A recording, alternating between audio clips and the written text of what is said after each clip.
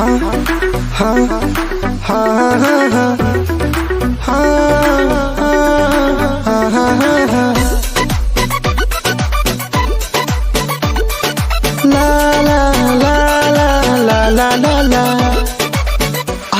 के जैसा ना आरसीएम के जैसा, आरसीएम के जैसा ना आरसीएम के जैसा, समय सुरक्षा मिले पैसा पैसा, समय सुरक्षा मिले पैसा ना कोई आरसीएम के जैसा, समय सुरक्षा मिले पैसा ना कोई आरसीएम के जैसा।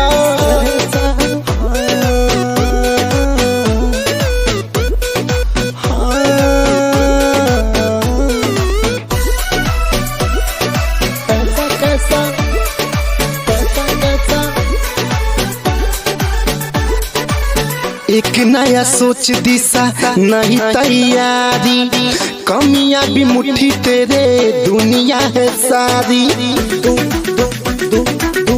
दुनिया है सारी। एक नया सोच दिशा नहीं तैयारी, कमियां भी मुट्ठी तेरे।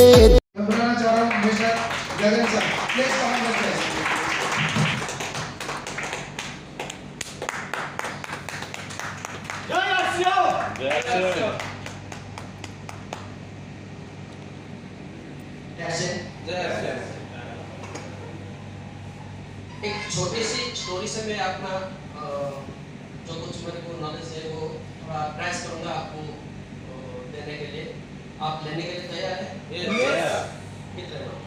सभी। अभी मैं भी सीख रहा हूँ, आज मैं भी सीखने के लिए आया हूँ, और जो सक्सेस यहाँ पर आए वो पहली बार बरमपुर में आए। उनके भाई लोग सब आए थे पहले, बहुत बार आए, लेकिन ये जो सक्सेस आए उनके सबसे छोटा भाई, लाडला भाई, प्यारा भाई आए बरमपुर के लिए।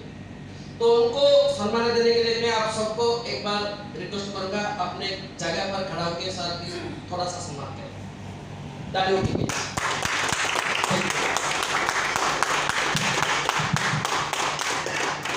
तो छोटा सी स्टोरी से मैं अपना शुरुआत करूंगा। ये स्टोरी बहुत सारे सीनियर ने बताए, बहुत सारी बार हम सुने भी है, लेकिन जैसे सुने आज वैसे नहीं सुनेंगे, कानों से नहीं सुनेंगे। हर बार हम कान से सुनते हैं कान से, आज कान से नहीं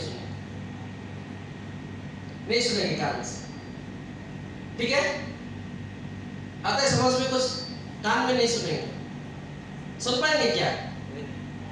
नहीं सुन पाएंगे सर, दिल से सुनेंगे।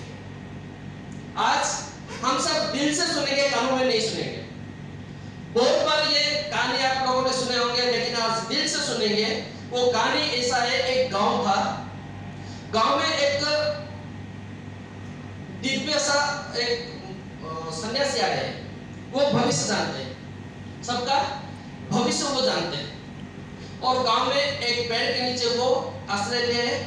कुछ लोगों का भविष्य बताए वो ठीक भी हो गया। तो गांव लोगों ने सोचा कि ये जो सन्यासी आए, ये जो महात्मा आए हैं, ये लोगों का भविष्य जान सकते हैं, तो चलो हम भी अपना भविष्य जानने के लिए चलेंगे।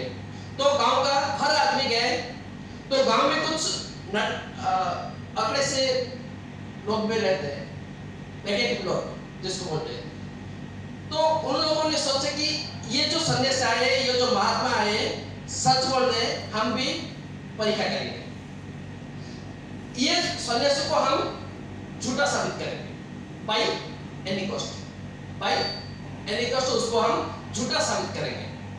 तो 3-4 दोस्त ने मिलकर गए। एक छोटा सा चिड़िया, एक दोस्त ने क्या किया, एक छोटा सा चिड़िया हाथ में लिए। बात क्या हुआ कि ये छोटा सा चिड़िया वो सन्यासी को दिखाएंगे और उसको पूछेंगे कि ये जिंदा या मर गया। अगर वो जिंदा बोलेंगे तो उसका टेटवा में दबा दूंगा, प्रूफ कर दूंगा वो मरा हुआ है। अगर वो मरा हुआ बोलेगा तो मैं उसको जिंदा छोड़ दूंगा। तो पक्का है सन्यासी को इंसान करने का। ये सोच कर गए और सन्यासी के पास पहुंचे। सन्यासी भी महात्मा जी है, वो जानते हैं भविष्य, वो भी जान चुके हैं ये किस लिए आए। तो वो बंदर ने सन्यासी को बोले कि महाराज मेरा भी एक परीक्षा करना था आपको, आप ये बताएं कि मेरे हाथ में क्या है। वो हाथ को क्या क्या ऐसे पीछे रख दिया, चिड़िया को लेके ऐसे पीछे रख दिया और बोला कि मेरे हाथ में क्या है।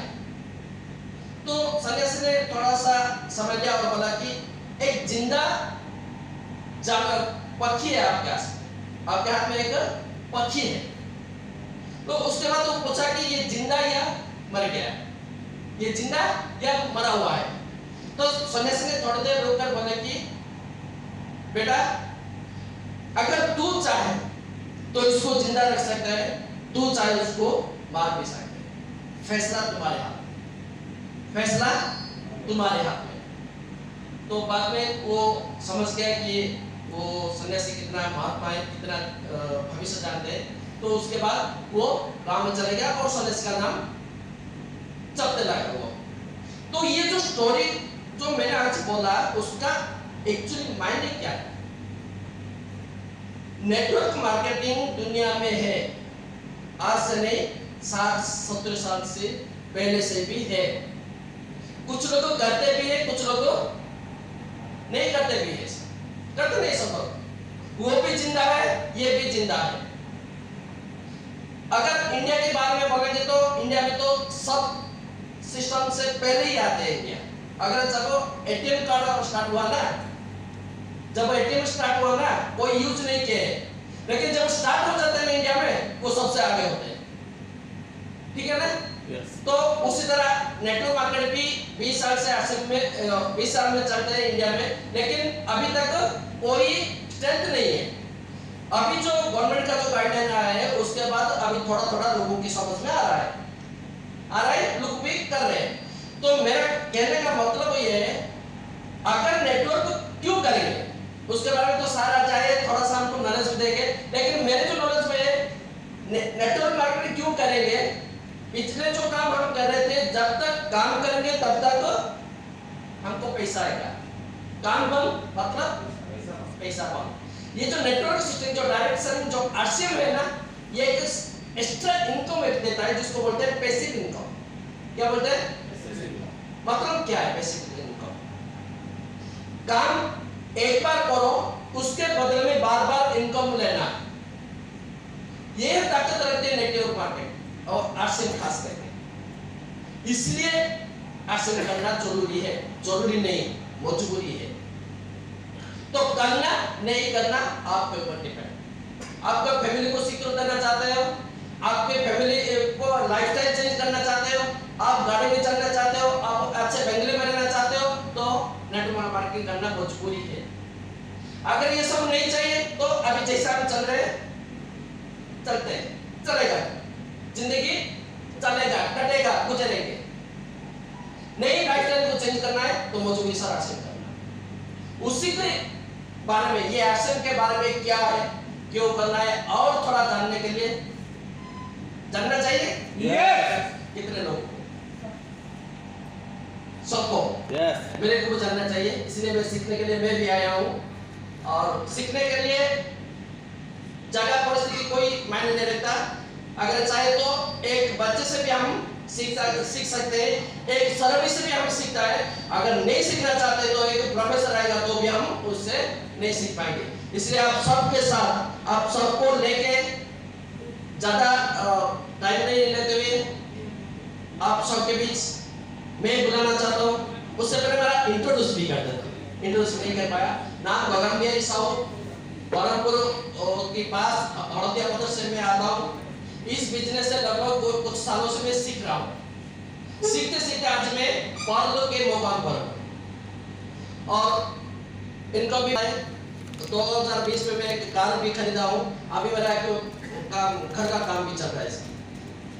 उसका जो श्रेय जाता है यहाँ से, और मेरा मेंटर मिस्टर मनिंदर मंडल सर, और मेरा टीम जो ऑफलाइन सर मिस्टर सुकोल राय, मिस्टर रेशम दिवाकर, पुनाराम सर जी, श्याम सर जी, सचिन सर जी, और विकास सर जी के माध्यम से, उनके गाइडलाइन से ये बिजनेस को मैं सीख रहा हूँ।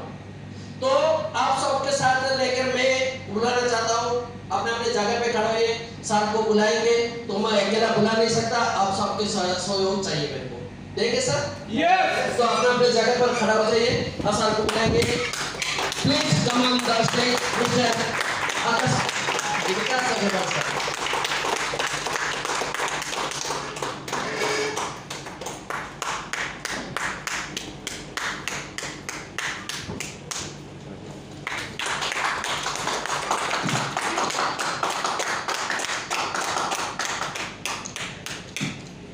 कोई नया है क्या यहाँ पे जो आरसीएम ज्वाइन नहीं किया, ऐसा कोई है यहाँ पे फिलहाल अभी?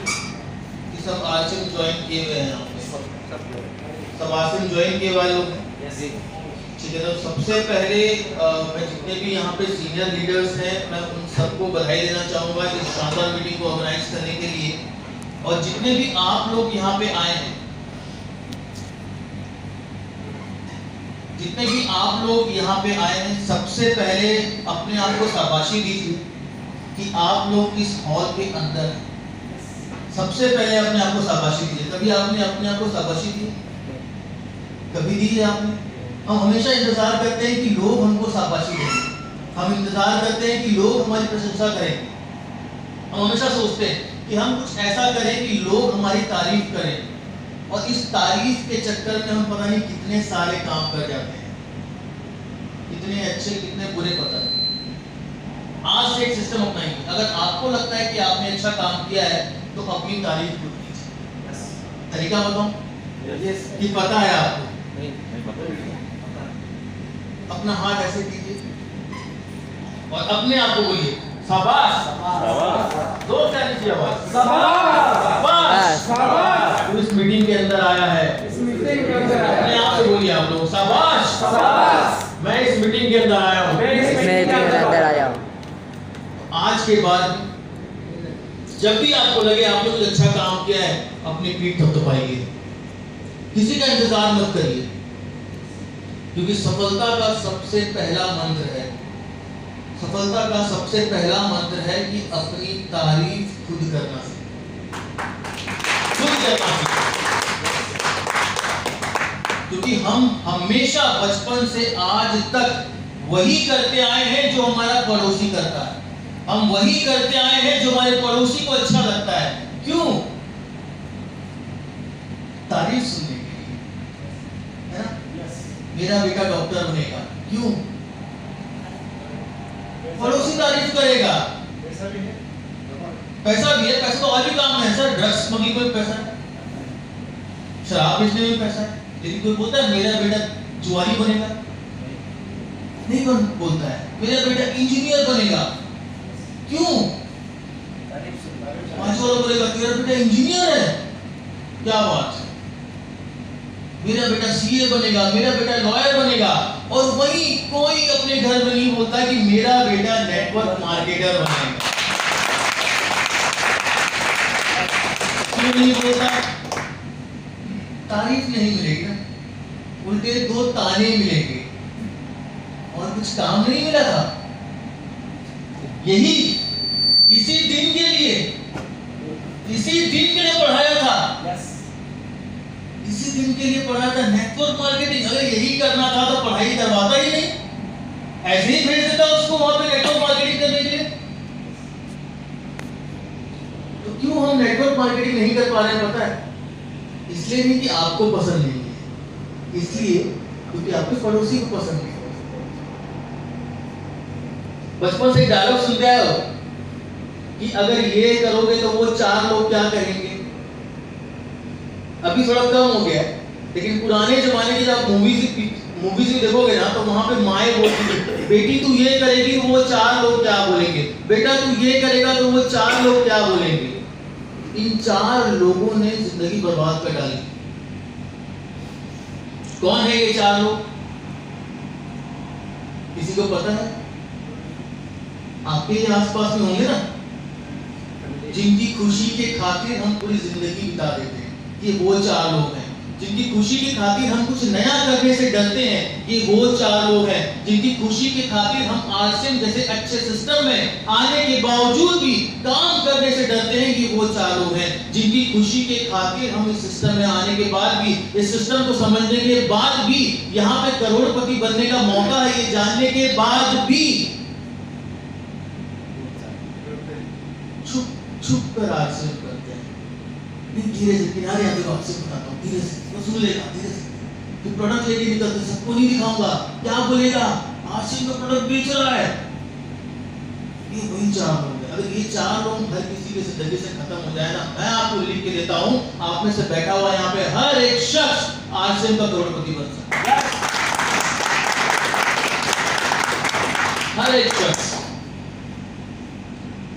छोटा सा इंट्रोडक्शन देता हूं पहले, क्योंकि आप में से अधिकतर लोग को नहीं जानते होंगे। नाम विकास अग्रवाल है, रायपुर छत्तीसगढ़ से आया हूं। एजुकेशन की बात करें तो एमबीए किया है मैंने मार्केटिंग फाइनेंस में। उसके अलावा कंप्यूटर की कई सारी डिग्रियां हैं मेरे पास में, इंडस्ट्री के कई सारे कोर्सेज की डिग्री है मेरे पास में। मैंने एंटरप्रेन्योर का कोर्स किया है, मेरे पास में एक सर्टिफिकेशन कोर्स है जिससे मैं फॉरेन में जाकर के ट्रेनिंग प्रोग्राम कर सकता हूं, मेरे पास में वो कोर्स का सर्टिफिकेट भी है। और काम की बात करूं तो जब मैंने आरसीएम शुरुआत किया था तब आईसीआईसीआई बैंक में सीनियर मैनेजर था। एक ऐसा पोस्ट जिसका एग्जाम लाखों लोग देते हैं और जहां पे पोस्ट मात्र गिनी चुनी 5 या 10 होती है। मैं उस जॉब में था, सैलरी लाखों में थी। और उस समय मुझे कुछ समझ में आया जब मैंने आरसीएम स्टार्ट किया। वो क्या समझ में आया वही तो आपको समझाना है, वही तो आप भी सुनना चाहते होंगे ना। यस, वही तो आप भी जानना चाहते होंगे। क्योंकि मेरे दोस्तों को समझ में नहीं आया था, मेरे दोस्तों को समझ में नहीं आया। उन्होंने मुझसे एक ही चीज बोला, तेरे से बड़ा पागल इस दुनिया में कोई नहीं है। जब मैं आरसीएम शुरू किया था और मैं मन ही मन बोलता था कि ये तो वक्त बताएगा कि पागल तुम थे या मैं था। और आज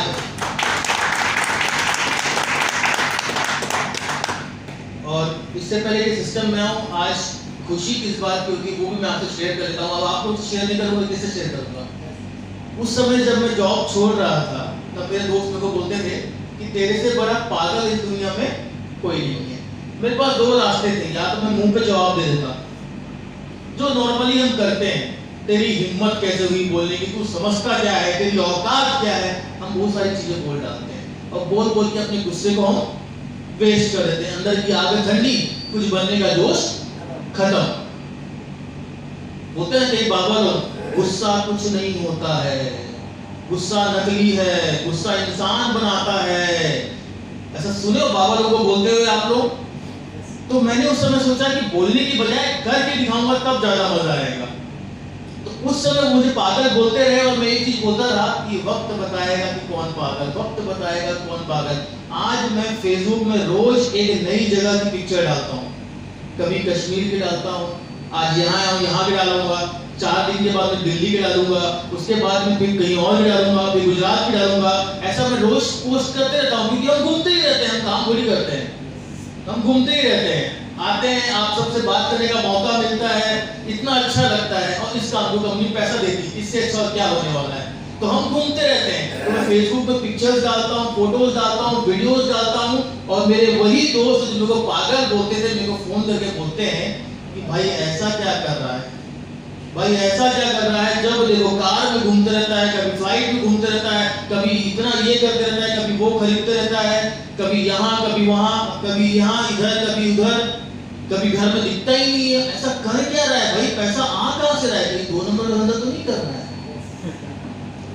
अब मैं बोलता हूँ कि भाई ये वही वक्त है, ये वही है जब मैंने शुरू किया था तो तुमने मुझे कहा था कि पागल है और मैं मन में बोलता था कि ये तो वक्त बताएगा कि तो कौन था पागल, वो कि मैं। आज मैं उस जॉब में होता तो शायद मेरी सैलरी जो थी वो लगभग 8-10 लाख रुपए होती, मानता हूँ। आरसीएम से जो मैं आज कमाता हूँ लगभग महीने का 2.5-3 लाख रुपए कमाता हूँ।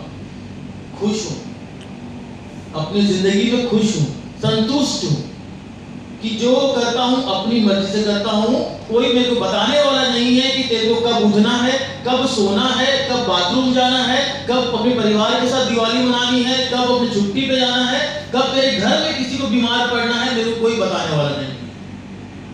मेरे लिए 2.5-3 लाख रुपए ना 250-300 करोड़ से भी ज्यादा वैल्यूएबल है मेरे लिए। 250-300 करोड़ दोगे तो भी मैं ये जिंदगी छोड़ के नौकरी वाली जिंदगी में कभी नहीं जाऊंगा, कभी नहीं जाऊंगा। और इस सिस्टम में जो मुझे लाने वाले हैं, सबसे पहले उनका आदर से नाम लेना चाहूंगा। मेरे 2 बड़े भाई, भगवान, गुरुदेव, मेंटर, टीचर, जो आप बोल सकते हो, वो सारे शब्द उनके लिए मेरी तरफ से कम पड़ते हैं। श्री सचिन अग्रवाल सर और श्री श्याम अग्रवाल।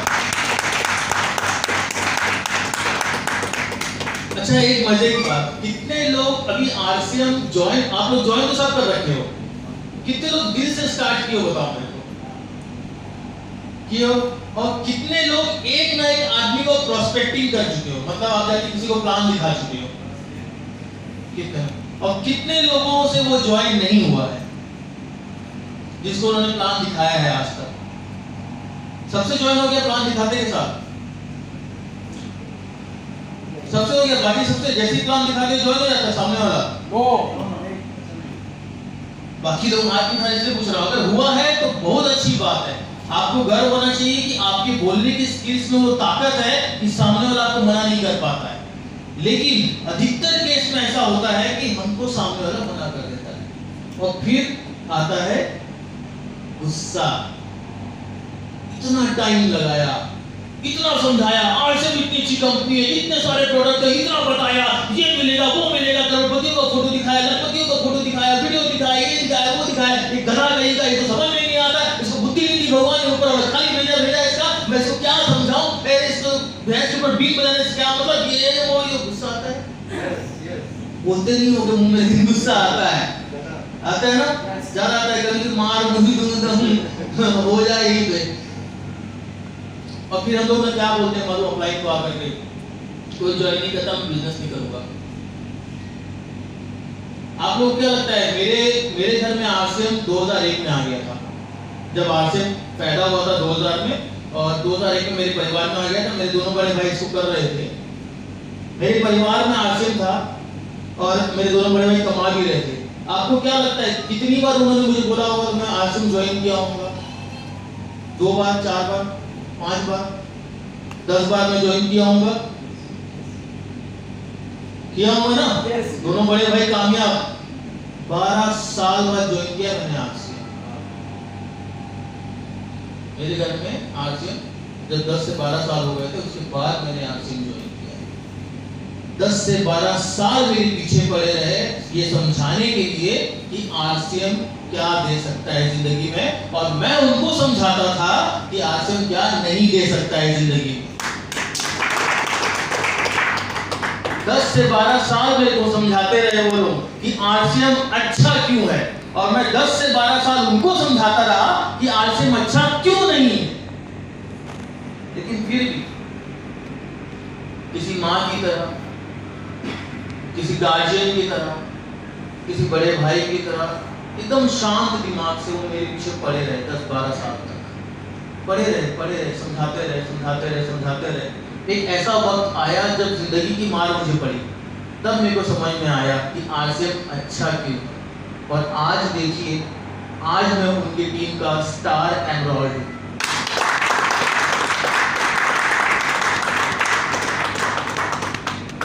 तो मैं ये आपसे बोलना चाहता हूं, अगर कोई आपको मना करता है ना, इसका मतलब ये नहीं है कि आप लोगों से बात करना बंद कर दें। इसका मतलब ये नहीं है कि लोग आरसीएम ज्वाइन नहीं करेंगे।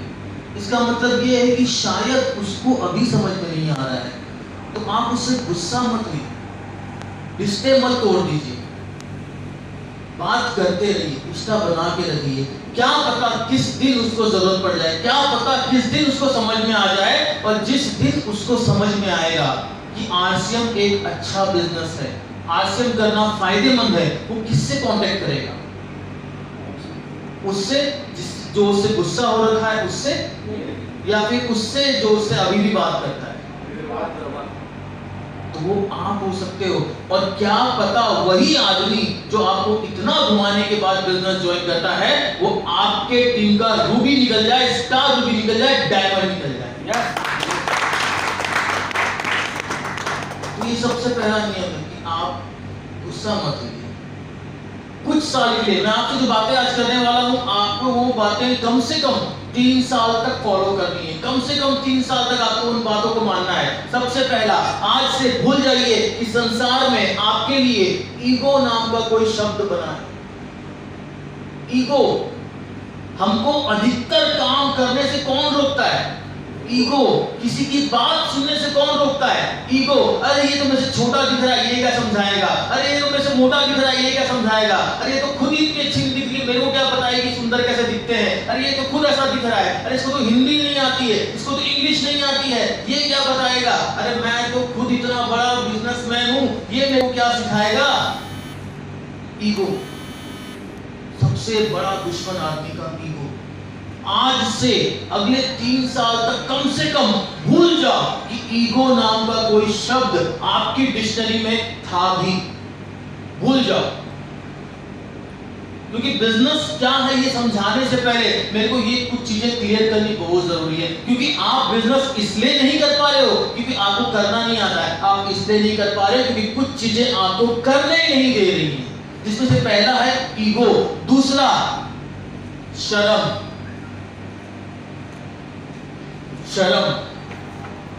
और इसके अंदर 2 लाइनें बड़ी प्यारी वाली बोलता हूं।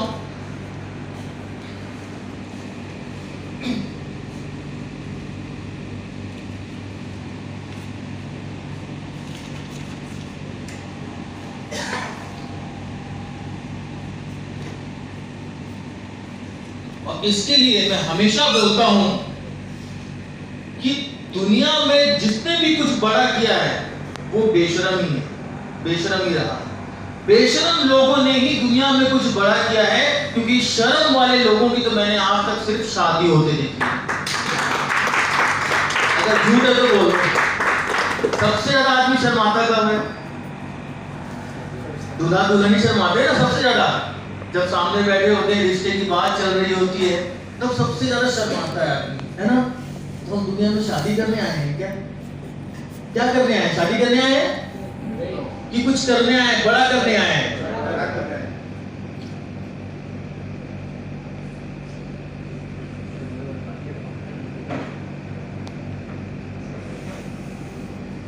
तो हम दुनिया में क्या करने आए हैं? शादी करने, कुछ बड़ा करने आए हैं ना? तो इस बात को, सेकंड बात को नोट कर लो कि आज से शर्म को भूल जाओ, और जिस दिन शादी करना होगा उस दिन याद कर लेना, और जिनकी हो गई है वो हमेशा के भूल जाओ, है ना? दोबारा जिनकी हो गई है वो बिल्कुल भूल जाओ और शर्म छोड़ दो। देखो एक चीज हमेशा याद रखना, आपको जब तक आप बेशर्म नहीं बनोगे तब तक कुछ नहीं होने वाला। नेटवर्क मार्केटिंग या कोई भी बिजनेस बेशर्मी का बिजनेस है। अगर आप बेशर्म नहीं बन सकते ना तो आप बिजनेस नहीं कर सकते, क्योंकि आपको लोगों को अप्रोच करना पड़ेगा। आप कोई भी बिजनेस कर लो, आप लोगों को अप्रोच किए बिना बिजनेस कर सकते हो क्या? लेकिन फर्क क्या है ना, नेटवर्क मार्केटिंग फ्री में मिलता है, आरसीएम फ्री में मिलता है, लेकिन जब हम कोई दुकान खोलते हैं तो हम 50 लाख, 1 करोड़, 2 करोड़ लगाते हैं, हम इनविटेशन कार्ड छपवाते हैं, मेरी दुकान में आइए, काजू खिलाते हैं, किशमिश खिलाते हैं, बादाम खिलाते हैं। क्यों? क्योंकि मैंने नया बिजनेस स्टार्ट किया है। और आरसीएम कंपनी कितने करोड़ों की कंपनी है? आरसीएम कितने करोड़ की है? आरसीएम हजारों करोड़ की कंपनी है, और हमको फ्री में मिली है, और हम लोगों को बताने से शर्माते हैं। बादाम किशमिश तो छोड़ो, बिजनेस स्टार्ट करने के बाद में फल्ली भी नहीं खिलाते हैं किसी को। खिलाएंगे किसी को फल्ली? आपको मैं बिजनेस आरसीएम स्टार्ट किया, हमने फल्ली खा नहीं ना, तो हम शर्माते हैं। शर्माना नहीं है। अरे 1000 करोड़ों की कंपनी ज्वाइन की हो आप लोगों को गर्व से बताओ कि मैं आरसीएम करता हूं। छोड़ दो शर्म। तो पहला क्या छोड़ना है अपने को? ईगो। दूसरा शर्म। अब अपनाना क्या है? अपनाना है आज से लोगों से बात करना सीखो। लोगों से बात करना सीखो। सबसे पहला कितने लोग फेसबुक पे हैं?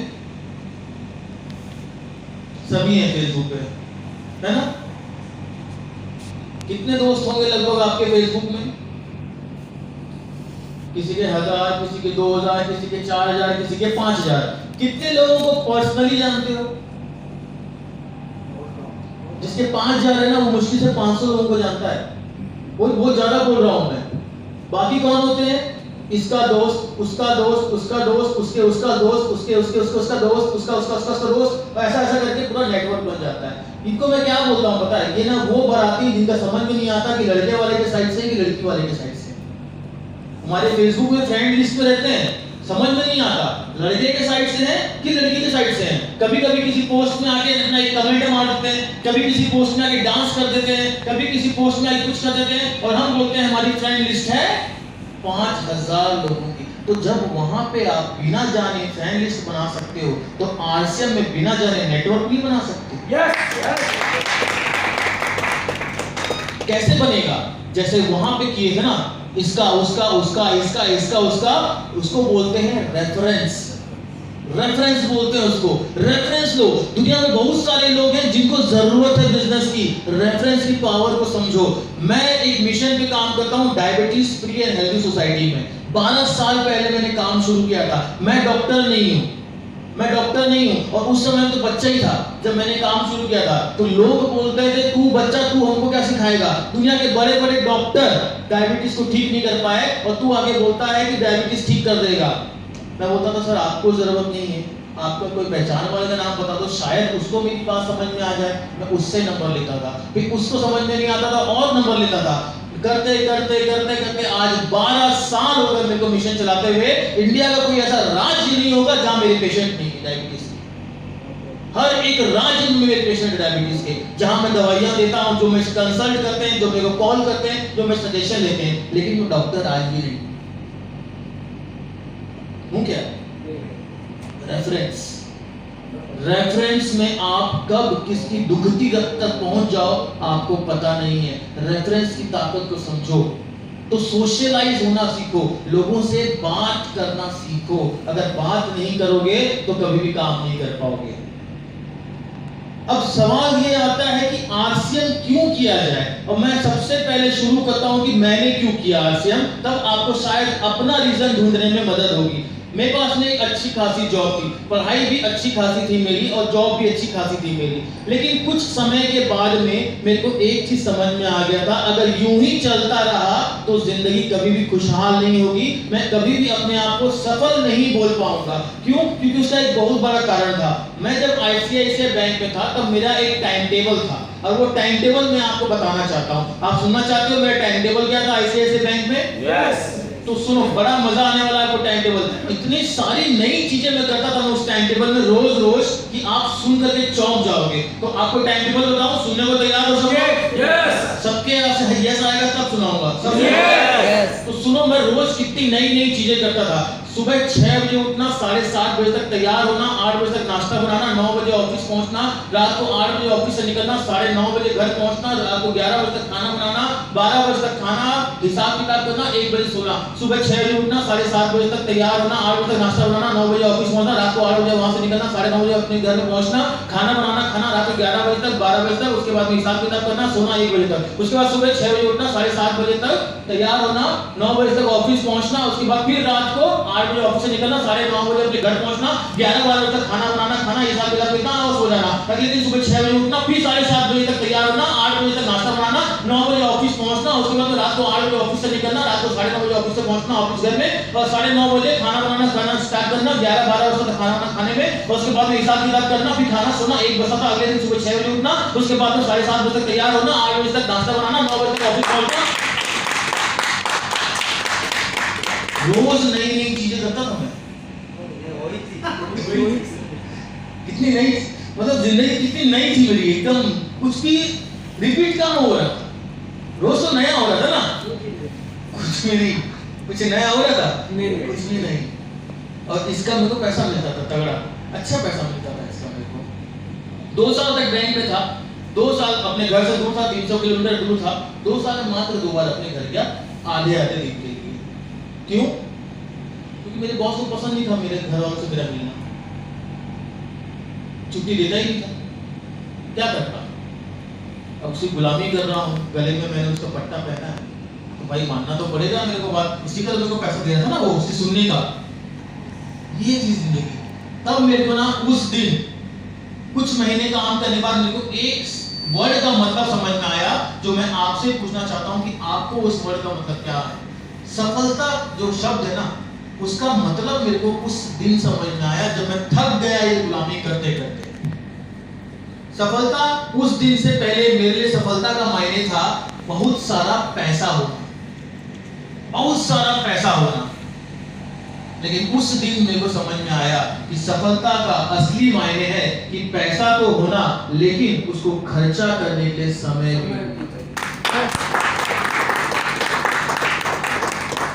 कितने लोगों के लिए ये सफलता है? कितने लोगों के लिए सिर्फ पैसा सफलता है? कितने लोगों को सिर्फ पैसा ही मिल जाए तो सफल हो जाओगे? अधिकतर लोग सफल किसको बोलते हैं? माल वाला आदमी, रोकड़ा है तो सफल है। एक डॉक्टर अपने आप को कभी सफल नहीं बोल सकता। क्यों नहीं बोल सकता? उसके परिवार से पूछना कितना सफल है, परिवार से पूछना, तब बता देगा डॉक्टर। परिवार, डॉक्टर की बीवी आपको बताएगी उसका पति कितना सफल है, डॉक्टर के बच्चे आपको बताएंगे उनका बाप कितना सफल है। अपनी नजरों में वो सफल होगा, लेकिन अपने परिवार की नजर में वो एक फेलियर है। क्यों? 1 घंटे का टाइम नहीं है परिवार के लिए, 1 घंटे का टाइम नहीं। कौन से डॉक्टर की क्लिनिक को आपने महीने भर बंद देखा है? 15 दिन बंद देखे हो? 1 दिन या 2 दिन मुश्किल से, वो भी कब मालूम? जब उसके परिवार को उसकी जरूरत होती है तब नहीं, जब वो बेचारा खुद बीमार पड़ता है, किसी दूसरे डॉक्टर के पास जाता है तब। क्यों? क्योंकि उसको ही पता है उसके धंधे में बहुत रिस्क है। डॉक्टरों की तो भरमार है आज के डेट में। भाई अगर मेरा कोई फैमिली डॉक्टर है 10 साल से, है ना, और मैं किसी साल उस डॉक्टर की क्लिनिक बंद है और मैं बीमार पड़ गया, तो मैं अगले 6 दिन तक थोड़ी वेट करूंगा। नहीं यार, मेरे घर का डॉक्टर है, भले मैं मर जाऊं लेकिन इसी से इलाज कराऊंगा। ऐसा होगा क्या? नहीं।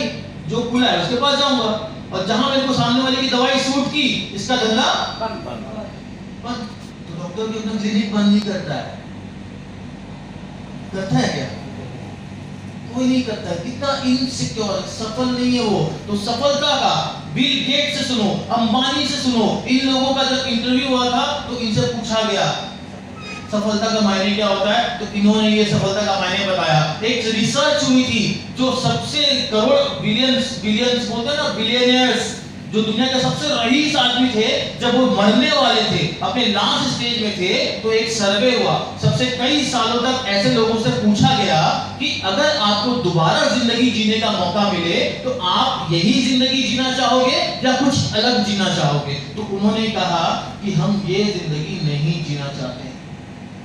तो इस सवाल जो कर रहा था उसने पूछा, क्यों? आपके पास तो दुनिया की सबसे ज्यादा संपत्ति है, आप तो बहुत खुश होंगे, तो फिर आप दोबारा ये जिंदगी क्यों नहीं जीना चाहते हो? तो उन्होंने कहा कि हम भले ही पैसे कम कमा लें, लेकिन अगर दोबारा जिंदगी मिली तो अपने परिवार के साथ समय बिताना चाहते।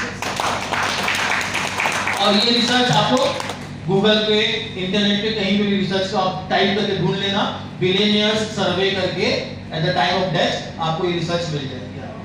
वहां से मेरी आंखें खुल गई एकदम, और तब मैंने जिन लोगों को मैं 10-11 साल से मैं मना कर रहा था इस बिजनेस के लिए, मैंने खुद से कहा कि भाई मुझे आरसीएम समझा दे, अब मेरे को आरसीएम करना है। क्योंकि मेरे को एक चीज समझ में आ गया था कि अगर ऐसा समय चाहिए कि समय भी हो, पैसा भी हो, तो वो करना पड़ेगा जो दुनिया नहीं कर रही है। क्योंकि कहा जाता है अगर एक ही काम को आप बार बार उसी तरीके से लगातार कर रहे हो और हर बार अलग नतीजों की उम्मीद कर रहे हो, तो ये कभी नहीं हो सकता, कभी भी नहीं हो सकता।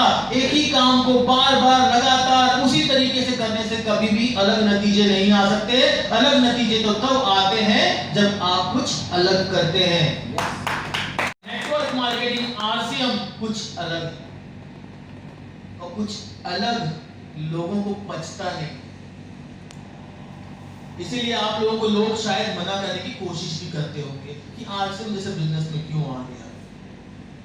तो अलग दिखना है तो अलग करना भी तो पड़ेगा ना।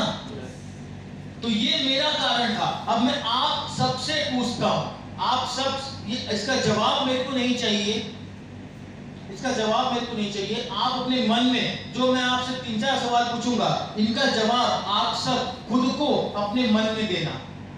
ठीक है, सब तैयार है? Yes. क्या मैं अपनी जिंदगी से खुश हूं?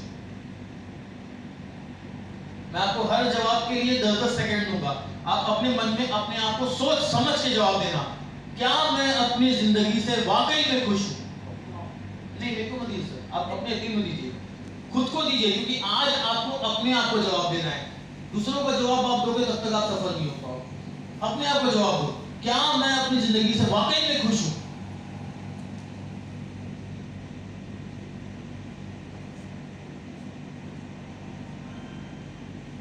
दूसरा सवाल, आज मेरी जिंदगी की प्राथमिकता क्या है? आज मेरी जिंदगी की प्राथमिकता यानी कि मेरी जिंदगी की प्रायोरिटी क्या है? सबसे ज्यादा जरूरी क्या है मेरी जिंदगी में? दूसरा सवाल। तीसरा सवाल, क्या यह प्राथमिकता वाकई में जरूरी है? आपने जो भी अभी सोचा होगा ना, जो मैंने आपसे पूछा कि आज मेरी जिंदगी में सबसे ज्यादा जरूरी है, तो तीसरा सवाल, क्या ये होना वाकई में जरूरी है जो आपने अभी सोचा?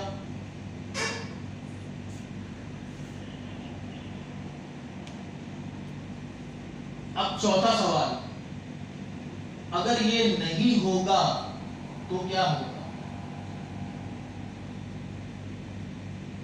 अगर आपने जो सोचा, जो प्राथमिकता आपने तय की, अगर वो वाकई में जरूरी है, अगर ये नहीं होगा तो क्या होगा?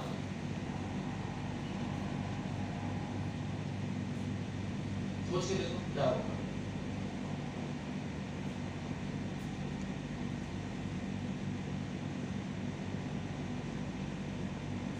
और आखिरी सवाल,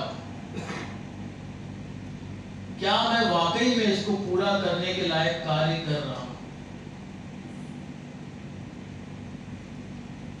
क्या मैं वाकई में इसको पूरा करने के लायक कार्य कर रहा हूं?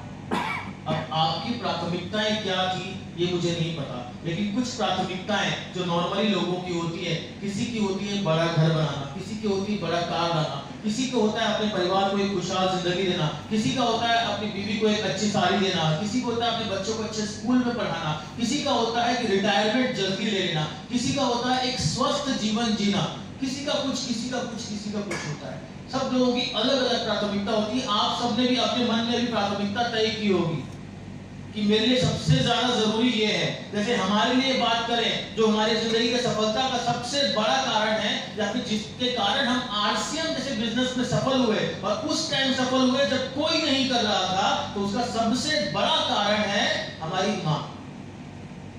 हमारी माँ, और उनको लेकर के हमारा एक सपना था। हम अपनी माँ को रोते हुए देखते थे जब हम छोटे थे, क्योंकि पैसे नहीं होते थे हमारे पास खाने के लिए, और बच्चों को खाना ना मिले तो माँ बाप जानते हो कैसा लगता है। तो वो हमको देख करके रोती थी छुप छुप करके। तो हम तीनों भाई एक कसम खा चुके थे उस समय में कि जब तक इन आंसुओं को खुशियों में, मुस्कान में नहीं बदल देंगे, तब तक भगवान भी आ जाएगा तो भी मरेंगे नहीं। ये हमारा सपना था, और वो एक सपना हमको आज यहाँ ला खड़ा कर दिया, यहाँ ला खड़ा कर। और वो एक सपना था जिसके कारण हम आरसीएम में सफल हुए। आपकी प्राथमिकता क्या वाकई में आपके लिए प्राथमिकता है जो आपने अभी सोचा? और उसका सबसे बड़ा सवाल, क्या आप कोई ऐसा कार्य कर रहे हैं जिससे वो पूरा होगा? अगर पिछले 15 सालों में वो नहीं हो पाया, पिछले 10 सालों में नहीं हो पाया, तो अगले 15 सालों में कैसे हो जाएगा? हो पाएगा क्या? तो फिर क्यों अलग करने से डरते हैं हम लोग दुनिया से? आज से बिजनेस क्या है? एक नया मार्केट ही तो है, कुछ और है क्या? आप सामान पहले भी लेते थे, आप सामान आज भी लोगे। फर्क इतना है कि आप उस दुकान से नहीं लेकर के इस दुकान से लेते हो। इसके बदले में आपको बड़ी खूबसूरती से सर ने प्लान दिखाया है यहाँ पे कि आपको क्या क्या फायदे मिलते हैं। आपको बिना मिलावट का सामान मिलता है। मेरे को एक बात बताओ, आज के डेट में इंसान की सबसे बड़ी चिंता क्या है? पैसा, हेल्थ। सबसे बड़ी चिंता है स्वास्थ्य, क्योंकि उसके पीछे सारा पैसा भी चले जाता है कि नहीं? आज आरसीएम के सामान बिना किसी मिलावट के आते हैं, कोई उसमें मिक्सिंग नहीं होती है, कोई उसमें बिचौलिया नहीं होता है। तो आप जब आरसीएम का सामान यूज करते हो, आपके घर में स्वास्थ्य आता है, और जब आपके घर में स्वास्थ्य आता है तो पैसा तो अपने आप आता है। अगर आपके पास में हेल्थ नहीं है तो आप कभी भी नहीं कमा सकते, अगर आपके पास में हेल्थ है तो आप कभी भी कमा सकते हो। आपको ये चीज समझना पड़ेगा। तो आरसीएम के सामान बिना मिलावट के सामान आते हैं, आप उससे हेल्थ बना पाते हो। आरसीएम के सामान खरीदने से आपको डिस्काउंट मिलता है, कमीशन मिलता है, तो आप पैसे बचा पाते हो। आरसीएम आप दूसरों को बताते हो तो आपका एक बिजनेस खड़ा होता है ना? बिना पैसे ही खड़ा होता है ना बिजनेस। कितने लोग यहाँ बिजनेस करना चाहते हो? अभी कितने लोग बिजनेस कर रहे हैं? फिलहाल अभी यहाँ कितने लोग बिजनेस में हैं? यहाँ पे अभी नहीं, आरसीएम बिजनेस में नहीं, कोई और नॉर्मल बिजनेस, ट्रेडिशनल बिजनेस में बाहर मार्केट में 1 2 3 4 5 हैं यहाँ पे फिलहाल अभी। बाकी लोग बिजनेस करना चाहते हो बिना पैसा लगाए या पैसा लगा के? देखो, दोनों ही तरीका है बिजनेस करने का। पैसा लगा के अगर कर सकते हो तो बहुत अच्छी बात है। बाहर जाओ, 50 लाख लगाओ, बिजनेस खोलो, और उसके बाद में लिख के मेरे को दे दो कि वो चलेगा ही चलेगा। कोई लिख के दे दो मेरे को, जो बिजनेस कर भी रहा है तो वो लिख के दे दो चलेगा ही चलेगा बोल के, अगले 15 साल तक भी चलेगा बोल के। गारंटी है क्या? कोई गारंटी नहीं है किसी चीज की। जिंदगी गारंटी नहीं है, बिजनेस की गारंटी कहां से होगी? तो कोई गारंटी नहीं है। तो अगर आपका बिजनेस ना चला, भगवान ना करे ना चला, तो पैसे डूबे। आरसीएम अगर आप नहीं चला पाए तो क्या डूबा?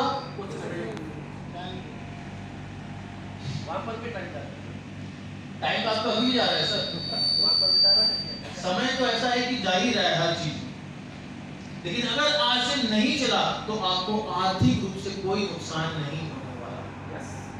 और अगर चल गया तो ये माइक आपके हाथों में होगा, हम वहां बैठे होंगे और आप यहां खड़े होंगे। कितना बड़ा फर्क है। आज हिंदुस्तान में लाखों लोग जानते हैं, आज हिंदुस्तान में हमको लाखों लोग जानते हैं जिनको हम नहीं जानते हैं, लेकिन वो हमको जानते हैं। किसके कारण? आरसीएम के कारण। और सिर्फ इस कारण कि हमने लोगों की नहीं सुनी, हम लगातार चलते गए, परवाह नहीं करते हम लोगों की। लोग क्या बोलेंगे? हम तो ट्रेन में बैठते हैं, सामने वाला अगर बात करें तो उससे भी आरसीएम छेड़ते हैं। कोई रिश्तेदार मिल जाए तो भी आरसीएम छेड़ते हैं। और जिसको आरसीएम समझ में नहीं आता हम उसको नहीं छेड़ते, फिर वहां से हम हट देते हैं।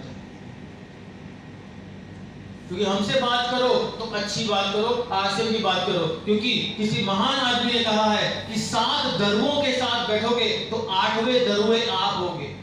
7 भिखारियों के साथ बैठोगे तो 8वें भिखारी, और 7 करोड़पतियों के साथ बैठोगे तो 8वें आप। तो संगत बदलो, उन पड़ोसियों को छोड़ दो जो आपकी टांग खींच के आपको यहां पे रख रहे हैं। इन लोगों की संगत करो जो आगे बढ़ना चाहते हैं। बड़े लोगों की संगत करो, उन मेहनती लोगों की संगत करो जो कुछ करना चाहते हैं अपनी जिंदगी में। और निश्चित ही अगर आप ऐसे 7 सफल लोगों का साथ पकड़ लोगे, इनकी संगत कर लोगे, इनकी बात सुन लोगे, तो 8वें सफल आदमी मैं होऊंगा। आप होगे ना। क्योंकि कहा जाता है कि अगर मेरे को स्वर्ग जाना है तो मेरे पड़ोसी को मरना पड़ेगा। क्या बात कर रहे हैं? खुद को मरना पड़ता है क्या? मेरा पड़ोसी मरेगा तो नहीं चलेगा।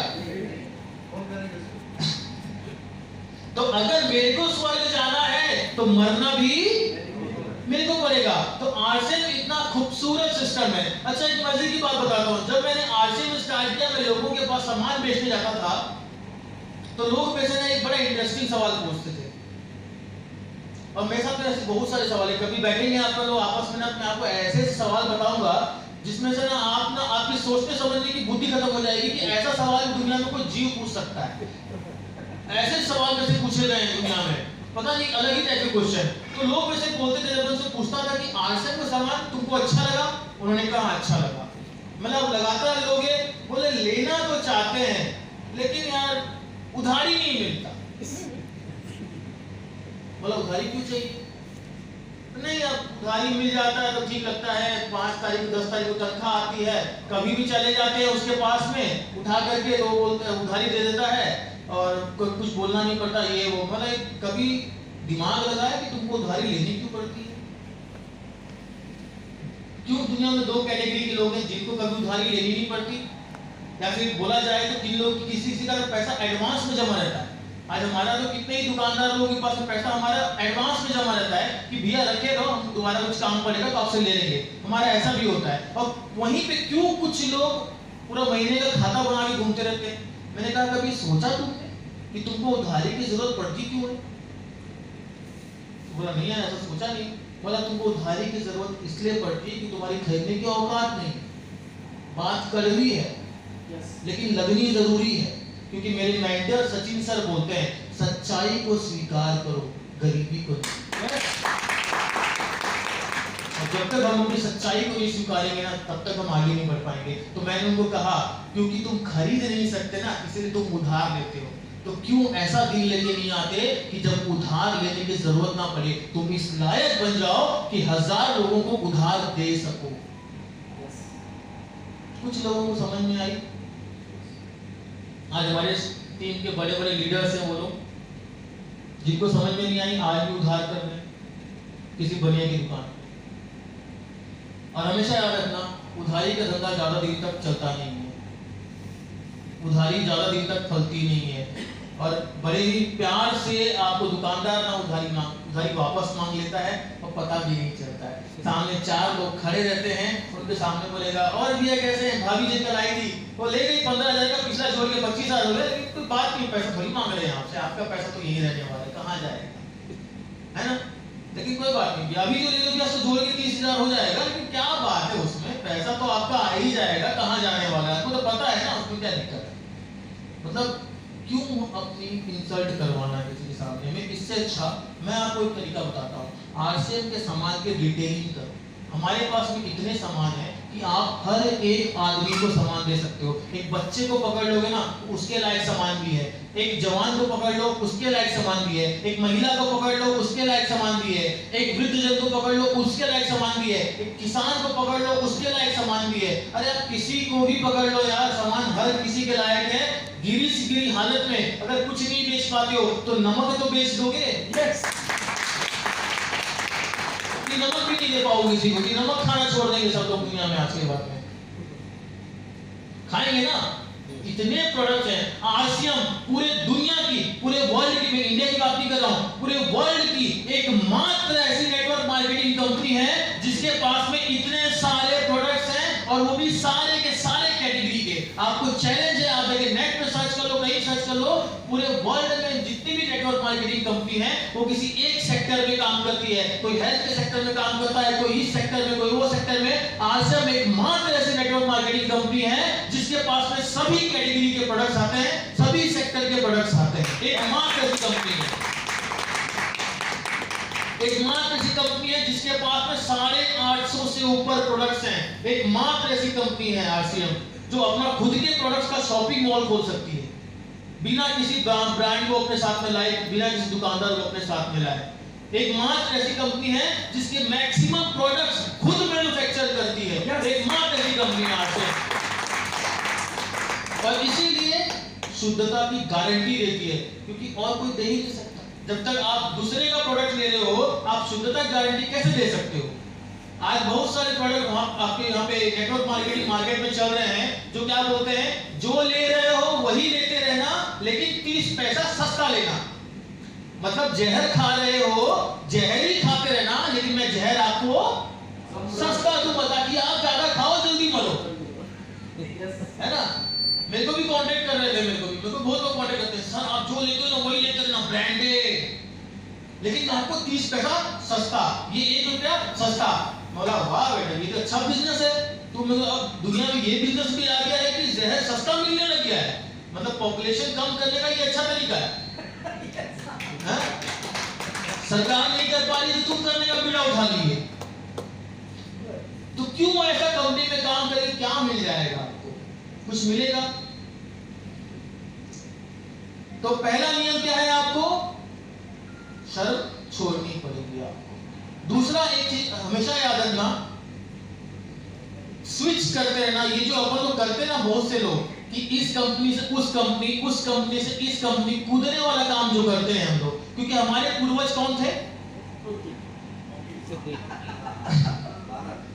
बंदर थे हमारे पूर्वज ना। तो हम लोग कभी कभी उनका गुण किसी किसी में आता है। हम एक डाल से दूसरी डाल, दूसरी डाल से तीसरी डाल, और खास करके कौन सी डाल सबसे अच्छी लगती है बताओ?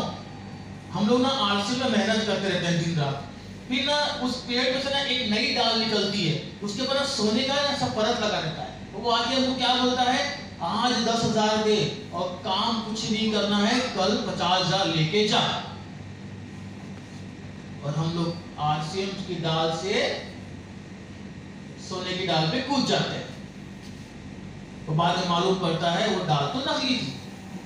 टूट के गिरते हैं, सिर भी फूटता है, पीढ़ी भी टूटती है, और उसके बाद हम लोग क्या बोलते हैं? सारी नेटवर्क मार्केटिंग कंपनियां चोर है।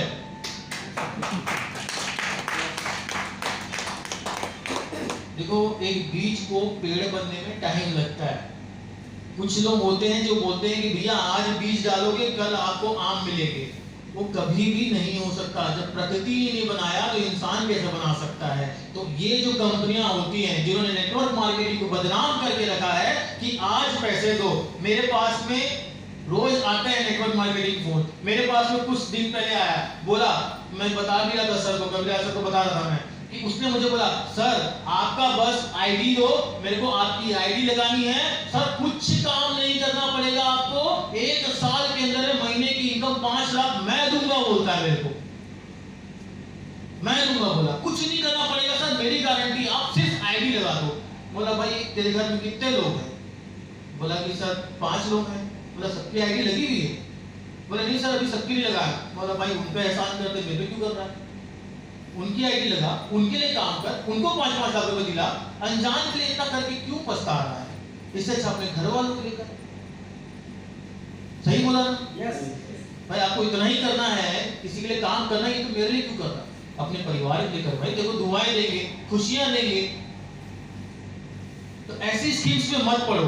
बिना काम किए दुनिया में कुछ भी नहीं मिलता है, और बिना काम किए कुछ करना है तो फिर दिवाली के दिन रात को, दिवाली की रात को बैठ के जो लोग करते हैं वो काम आपको पूरे साल भर करना पड़ेगा। क्या करते हैं लोग? वो क्या, मैंने सुना है वो एक बर्तन में 4 गोटी डालते हैं और ऐसा ऐसा ऐसा ऐसा उसको हिलाते हैं, और फिर वो ऐसा गिरा तो जितना गोटी मैच किया उतना पैसा, अगर 2 गोटी मैच किया तो डबल, 4 मैच किया तो चौबल, ऐसा कुछ होता है। या तो फिर वो ताश 3 पत्ती कुछ चलता है। तो अगर बिना मेहनत किए पैसा चाहिए तो सिर्फ दिवाली में मत करो, पूरे साल भर करो, पूरे साल भर करो। या तो डूब जाओगे या तो उड़ जाओगे, कुछ भी हो जाओगे। लेकिन अगर मेहनत पे विश्वास है तो आरसीएम करो। आरसीएम जैसा बिजनेस आपको दुनिया में नहीं मिलेगा। और ये मैं इसलिए नहीं बोल रहा हूँ कि मैं आरसीएम कर रहा हूँ, मैं इसलिए बोल रहा हूँ क्योंकि आरसीएम में वो सारी चीजें हैं जो आपको और कहीं नहीं मिलेगी। पहला, अभी मैं ट्रेन में आ रहा था तो मुझसे सामने में जो बैठा हुआ था वो किसी बड़ी कंपनी में एज ए मार्केटिंग मैनेजर का काम कर रहा है। वो तो एमवे कर चुका था, वो मेरी उससे काफी देर बात हो रही थी। तो हमारी डिस्कशन हो रहा था कि एमवे क्यों नहीं चला, आरसीएम क्यों चल रहा है। वो खुद ही बोल रहा था कि आरसीएम अभी बहुत ज्यादा चल रहा है। मतलब सर एमवे, आपको क्या लगता है कि एमवे क्यों नहीं चल पाया और आरसीएम क्यों इतना चल रहा है? तो उसने कहा कि एमवे लोगों को बेवकूफ बना रहा है। अब मैं किसी नेटवर्क मार्केटिंग को बदनाम नहीं कर रहा हूं, मैं उसके शब्द बता रहा हूं आपको। उसने कहा कि एमवे लोगों को बेवकूफ बना रहा है, जो प्रोडक्ट का रेट होना चाहिए उसका 4 गुना उसका रेट रख रहा है और लोगों को उसमें बेच रहा है। और क्योंकि वो खुद मार्केटिंग का आदमी था तो बोला सर मेरे को तो मालूम है कि मार्केटिंग में रेट कैसा लगाते हैं सामान का, तो मैं आपको बता रहा हूं सर वो कम से कम 4 गुना 10 गुना है। लेकिन आरसीएम में जो भी सामान आता है एकदम वाजिब मूल्य में आता है, और यही कारण है सर कि आरसीएम आज तक चल रहा है और एमवे अब कुछ शहरों तक सीमित होकर रह चुका है। पहला कारण। दूसरा कारण उसने बताया, सर एमवे ने जो प्रोडक्ट बनाया वो सिर्फ एक ही वर्ग का आदमी ले सकता है, वो है उच्च वर्ग का, रिच क्लास पीपल, क्योंकि सारे प्रोडक्ट इतने महंगे आते हैं। आरसीएम बोला, सर एकमात्र ऐसी नेटवर्क मार्केटिंग कंपनी है जो तीनों ही वर्गों को ध्यान में रख के चलती है, मध्यम क्लास भी, उच्च क्लास भी और लोअर क्लास भी। आरसीएम एकमात्र ऐसी कंपनी है, और ये मेरे शब्द नहीं है, उस आदमी के शब्द है जिसने एमवे को 9 साल तक किया था, 9 साल तक किया था। और मेरे को मालूम कैसे पड़ा, जब मैंने उससे बातचीत करना शुरू किया। तो बातचीत करने से कितना फायदा होता है। तो आरसीएम इसीलिए इतना अच्छा है, मैं कर रहा हूं या ये सब लोग कर रहे हैं इसलिए अच्छा नहीं है। आरसीएम इसलिए अच्छा है क्योंकि आरसीएम में वो गुण है, वो क्वालिटीज है जो आपको चाहिए। हाँ, इसलिए हम इसीलिए कर रहे हैं। तो जब आरसीएम अच्छा है, सफलता के लिए मेहनत करनी जरूरी है, तो कितने लोग आप जो बैठे हो, आज से कुछ भी हो जाए आरसीएम करेंगे ही करेंगे, और कितने लोग आज भी वही करेंगे जो पड़ोसी को अच्छा लगता है। क्योंकि देखो, अगर आप वाकई में यहां से अगर फैसला लेके जा रहे हो ना, तो आज से आपकी मुश्किलें बढ़नी शुरू हो जाएंगी। आज तक आपको क्या मुश्किलें आ रही थी, आप कितना कर रहे थे, मेरे को नहीं पता, लेकिन अगर आप यहां से दिल से तय करके जाओगे ना कि नहीं, आज से तो आरसीएम तब तक करूंगा जब तक मेरे घर में इससे करोड़ों रुपए ना आने लग जाए, जब तक मेरी जिंदगी में वो समय ना आ जाए कि जब पैसा भी हो और समय भी हो और मैं जितना समय चाहूं अपने परिवार के साथ बिता सकूं। जैसे ही आप ये करने का निर्णय ले लोगे, आपकी समस्याएं आज से 4 गुना हो जाएंगी। क्यों? क्योंकि आप जाके लोगों से मिलना शुरू करोगे और लोग आपको बताना शुरू करेंगे कि तू कितना गलत धंधे में फंस गया बाबा।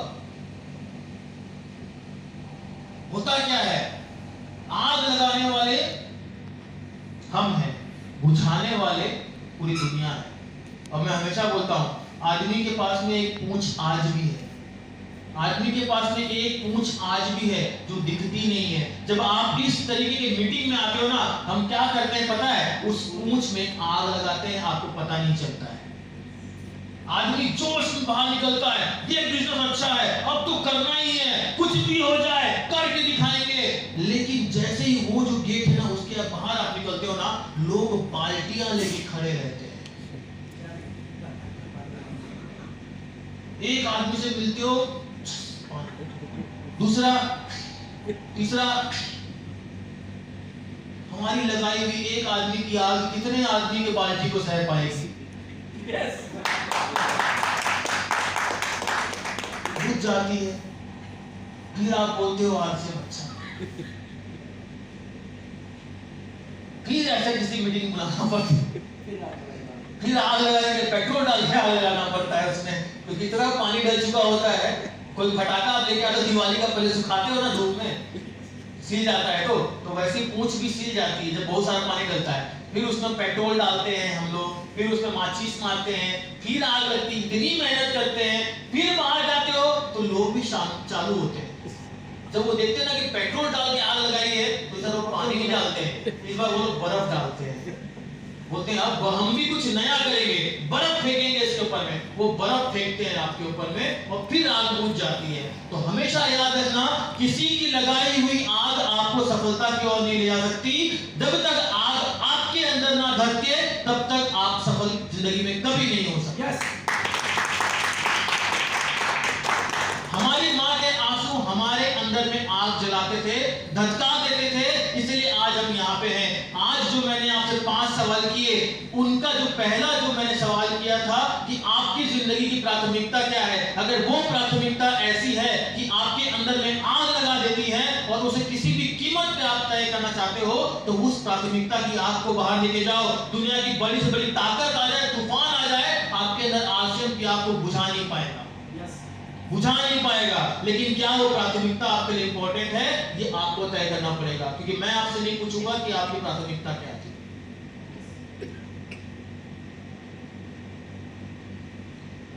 क्योंकि लोगों से तो बात करना ही पड़ेगा, लोगों से तो मिलना ही पड़ेगा, बिना लोगों से मिले तो आरसीएम होना नहीं है। तो क्या नियम है आरसीएम करने का? लोगों से बात करना, रोज मिलो लोगों से। क्या दिक्कत है लोगों से मिलने में, बात करने में? कोई दिक्कत है क्या? और याद रखना, जो मैंने एक सबसे पहला नियम बोला था कि जब तक शर्म करते रहोगे तब तक सिर्फ शादी कर पाओगे। बेशर्म बन जाओगे तो करोड़पति बन जाओगे, क्योंकि दुनिया बेशर्मों ने ही बदली है। शर्म वाले तो सिर्फ शादी करते हैं। और आपको पता है इस हॉल में सबसे बड़ा बेशर्म कौन है?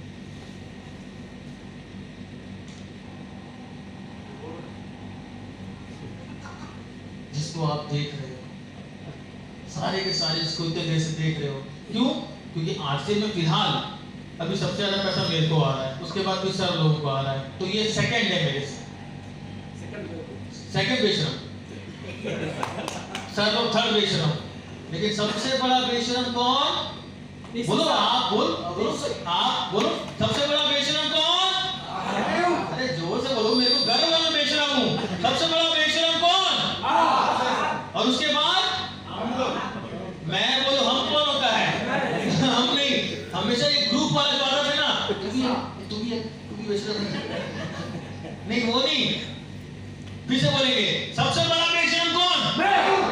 नहीं है, मैं हूं भाई। फिलहाल आप हक नहीं छीन सकते मेरे से अभी तक, हम चाहते हैं आप छीनो। तो सबसे बड़ा बेशरम कौन? मेरे को बेशरम बोलने के भी आप लोग इतना संकोच आ रहे हो। सबसे बड़ा बेशरम कौन? चलिए हमारी दिल से दुआ है कि आप बन जाओ सर, हम बिल्कुल चाहते हैं आप बन जाओ। जब मैं लास्ट बात मेरी आपसे शेयर करना चाहूंगा, मैं क्यों अपने को बेशरम बोला मैं बताता हूँ आपको। आप लोगों में से बहुत लोगों को शर्म भी आती होगी लोगों को प्लान दिखाने में, जब लोग आपको मना कर देते होंगे तो आपका ईगो हर्ट होता होगा। भाई पिक्चर का डायलॉग था ना, कुछ भी करने का, मेरा ईगो हर्ट नहीं करने का, है ना? याद है सर? तो जब मैं आईसीआईसीआई बैंक में मैंने काम चालू किया था, तो मैं सीनियर मैनेजर था।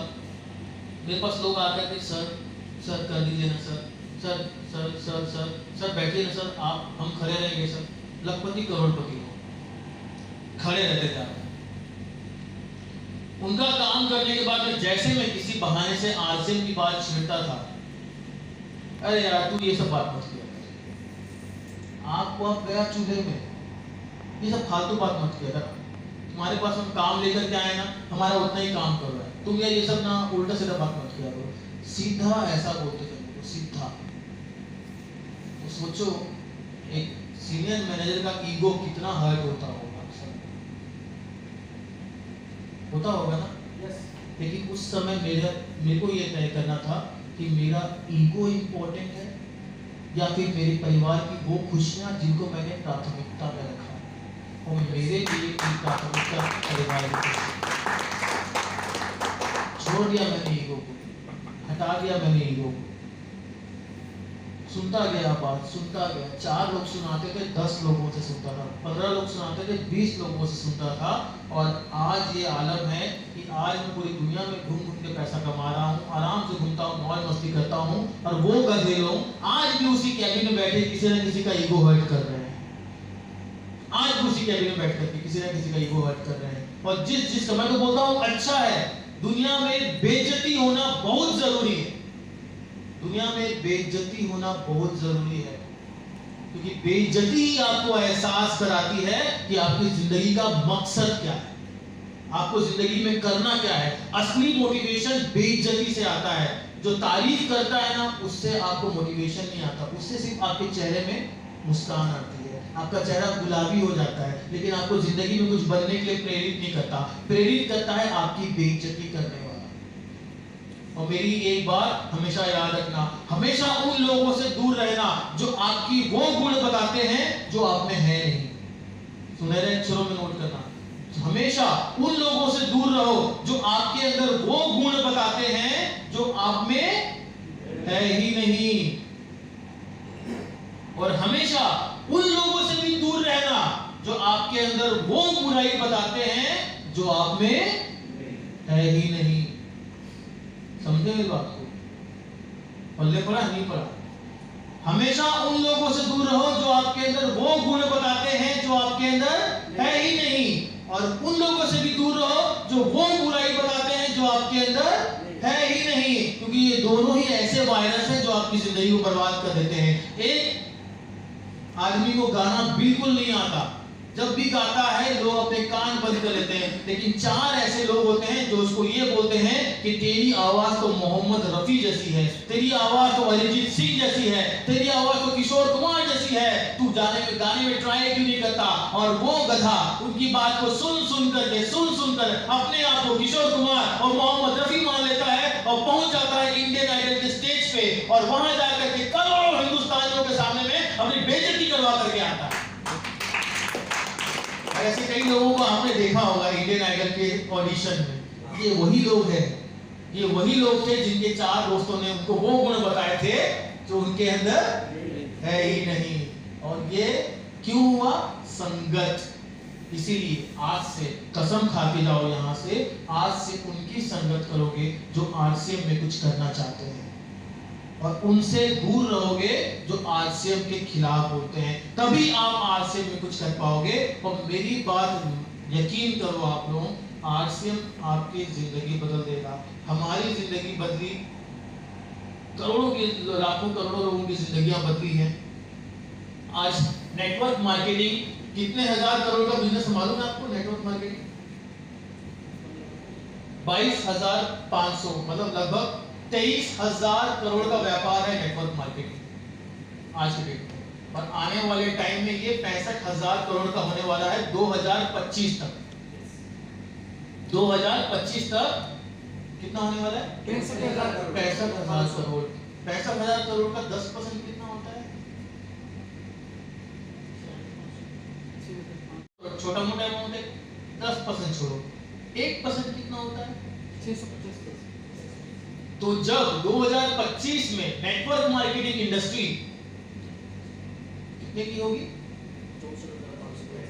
64,500 करोड़। अगर उसका 1% का भी बिजनेस आपका हुआ तो कितने का बिजनेस होगा? 650 करोड़। और अगर किसी का टर्नओवर, आज मेरा जो टर्नओवर है महीने का वो लगभग 2 करोड़ है, मतलब 1 करोड़ में होता तो मेरे को ये आ जाता, लेकिन मेरा जाता है 2 करोड़ करीबन। तो 2 करोड़ मेरा टर्नओवर महीने का जाता है, तो मेरे घर में आता है लगभग मेरे को अकेले को 2.5-3 लाख रुपया। तो अगर मैं 650 करोड़ का टर्नओवर करूंगा तो कितना पैसा आएगा?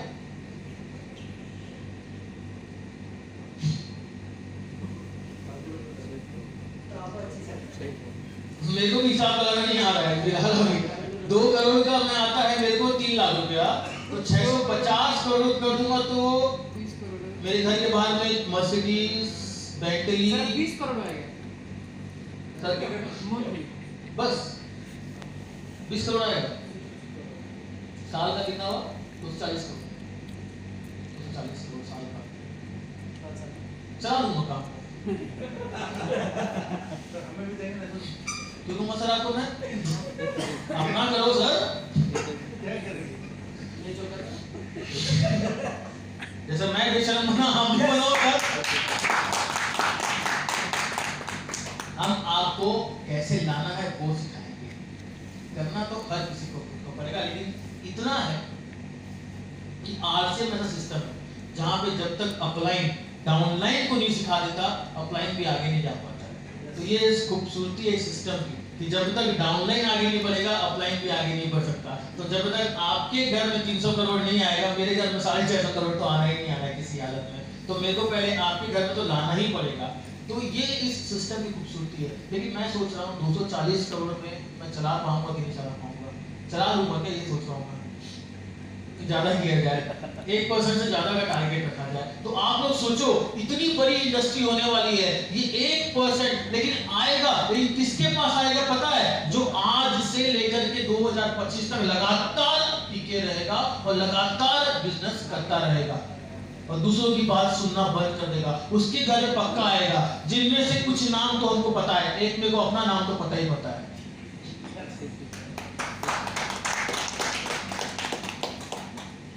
आप लोगों में किसका नाम रहेगा आपको डिसाइड करना पड़ेगा। सर लोगों का नाम भी है, आपका किसका नाम है रहेगा 2025 में?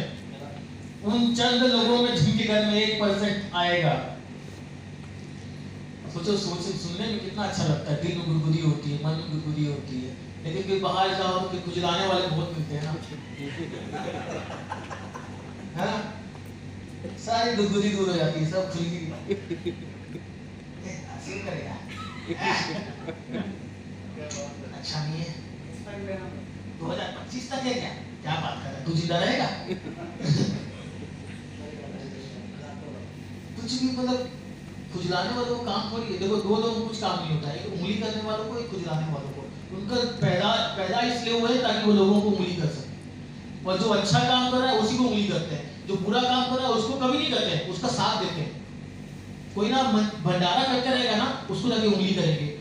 ये खाली खिचड़ी बनाया, पूरी सब्जी हलवा, ये सब नहीं बनाया, यही बनाना था। अब कोई दारू पीते रहेगा ना, सामने बैठ के अपना ग्लास देखना, इधर ही बनाना है, इधर ही बनाना है, इधर ही बनाना है, उसको नहीं करेंगे। वैसे ये आरसीएम करोगे उंगली करके, क्या करके आरसीएम आरसीएम।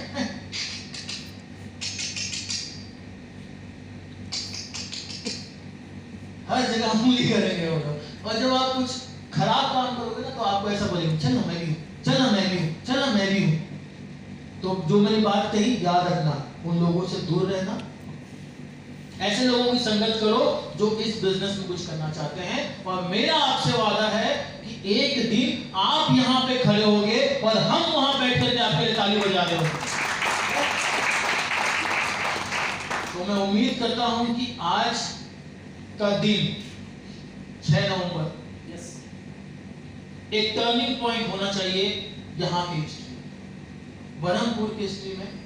आज का दिन नोट किया जाए, आज का दिन नोट किया जाए। और आज के बाद यहाँ से रॉयल्टी और टेक्निकल्स और रूबी की बरसात निकलेगी और बेशरम लोग निकलेंगे।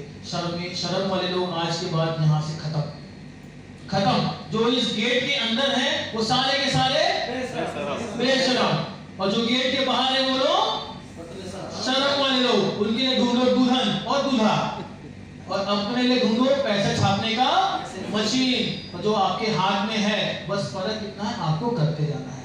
और एक बात याद रखना, कोई भी काम बुरा नहीं। मैं अपने जिंदगी में नौकरी भी कर चुका हूँ, बिजनेस भी कर चुका हूँ, छोटे से छोटा, क्योंकि हमारी शुरुआत बहुत गरीब परिवार से हुई थी। एक कमरे में रहते थे हम लोग, 5 सदस्यों का परिवार था हमारा।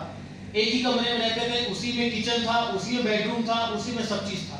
और बाथरूम के नाम पे बाहर में ऐसा तिरपाल करके और 2 टन टीन का वो खड़ा करके वो हमारा बाथरूम था।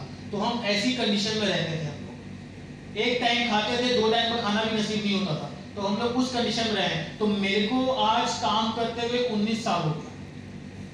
19 साल हो गया मेरे को काम करते हुए। मैं 6वीं 7वीं क्लास से काम करते आ रहा हूँ, क्योंकि हम तीनों ही भाई काम करते थे, तब जाके हमारे घर में खाना आता था। तो मैंने छोटे से छोटा काम किया है, चाय पत्ती खुली वाले लेकर के आना, उसको बेचना, पूरा सुबह साइकिल में निकलना 10-12 किलोमीटर, शाम को साइकिल में फिर निकलना 10-12 किलोमीटर। तो मैंने छोटे से छोटा काम भी किया है और बैंक जैसा बड़ा काम भी किया है। तो मेरे को काम कोई भी छोटा बड़ा नहीं है, काम सब अच्छे हैं। जहां से पैसा आ रहा है वो सब काम अच्छा है। बस आपको तय करना पड़ेगा कि आपकी जिंदगी में सफलता का मायने क्या है। सफलता का मायने क्या है? अगर आपकी जिंदगी में सफलता का मायने है सिर्फ पैसा, तो सारे काम अच्छे हैं। और अगर आपकी जिंदगी में मायने है कि पैसा भी हो, समय भी हो, तो नेटवर्क बनाना जरूरी है। तो आप सबको मेरी बहुत सारी शुभकामनाएं हैं। और आखिरी याद रखना, अगर परिवार के आर्थिक स्वतंत्रता चाहिए तो नेटवर्क बनाना पड़ेगा। बाटा ने नेटवर्क बनाया, अंबानी ने नेटवर्क बनाया। अंबानी ने कैसे आपको अपने जाल में फंसाया, आपको पता है ना? फ्री। आपको पता है जो 1-1.5 साल अंबानी ने फ्री दिया, उसने कितने पैसे खर्चा किए आपके ऊपर? अरबों, क्योंकि उसको तो फ्री में नहीं मिलता था। अरबों रुपए लगाए अंबानी ने, क्योंकि उसको पता था कि जिस दिन उसका नेटवर्क बन जाएगा, उसके पास से जिंदगी भर बैठ के खाएगा। अरबों रुपए उसने अपने नुकसान किए आप लोगों को फ्री डाटा देने के चक्कर में। अरबों रुपए लगाया नेटवर्क बनाने में, और जब नेटवर्क बन गया करोड़ों लोगों का, अचानक से एक दिन उसने स्कीम निकाली, आज से जियो फ्री में बंद, 350 रुपए का एक्टिवेशन करना पड़ेगा, 300 रुपए का प्लान डलाना पड़ेगा। 650 इंटू कितने करोड़ हिंदुस्तानी यूज कर रहे थे पता नहीं, 20-40 करोड़ 50 करोड़ पता नहीं कितने, इंटू 650 करोड़, पूरे उसके 7 पुश्तों तक का खर्चा कवर हो गया एक रिचार्ज में।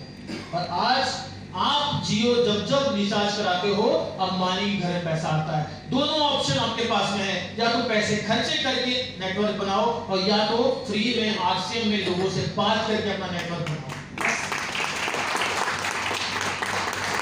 अगर आपके घर में कोई अंबानी है तो खर्चे करके बना लो, और खुद अंबानी बनना चाहते हो तो फिर आरसीएम में नेटवर्क बना लो, ठीक है।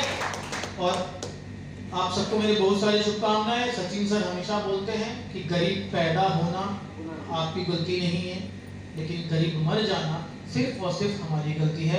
इस बात के साथ में और शुभकामनाओं के साथ में मैं अपनी बात को यहाँ पे खत्म करना चाहूंगा। और आप सब यहाँ पे इस मीटिंग में आए, आपने मुझे सुना, मुझे समय दिया, और मुझे पूरी उम्मीद है कि यहाँ से आप कोई ना कोई कसम खा के जा रहे हो। तो मैं आप सबको बधाई देता हूँ और धन्यवाद देता हूँ कि आप सब ने इतना देर तक मुझे सुना और अपनी जिंदगी को बदलने का निर्णय लिया है। और एक बार जिन लोगों ने भी इस मीटिंग को ऑर्गेनाइज किया है, जो आपके सीनियर लीडर्स यहाँ पे बैठे, सर लोग बैठे हैं, मैं चाहूंगा कि एक बार उनके सम्मान में एक तालियां हो जाए, जोरदार तालियां। तो अगली मुलाकात होगी अगले लेवल पे, अगले पायदान पे। और लास्ट में कुछ अगर बात बच गई हो तो मैं दोबारा सर को इनवाइट करना चाहूंगा। आप सबकी जोरदार तालियों के बीच में कबीरा सेठी सर को जोरदार तालियों के बीच में।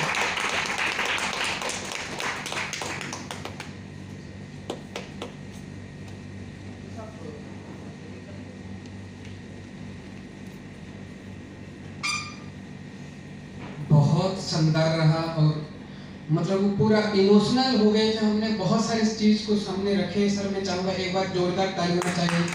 जोरदार तालियों के साथ हम सभी लोग इस मीटिंग को समापन करते हैं। और अब सभी लोगों को कि सार आज बरहमपुर में रहेंगे, तो जो भी लोग सार को आज काउंसलिंग कर सकते हैं लेके आइए। सर रूम नंबर कितना रहा था? राधा होटल में 501 नंबर रूम में है। तो आप सभी लोगों को इनवाइट है, आप आके काउंसलिंग कर सकते हैं। Thank you. जय आर सिंह।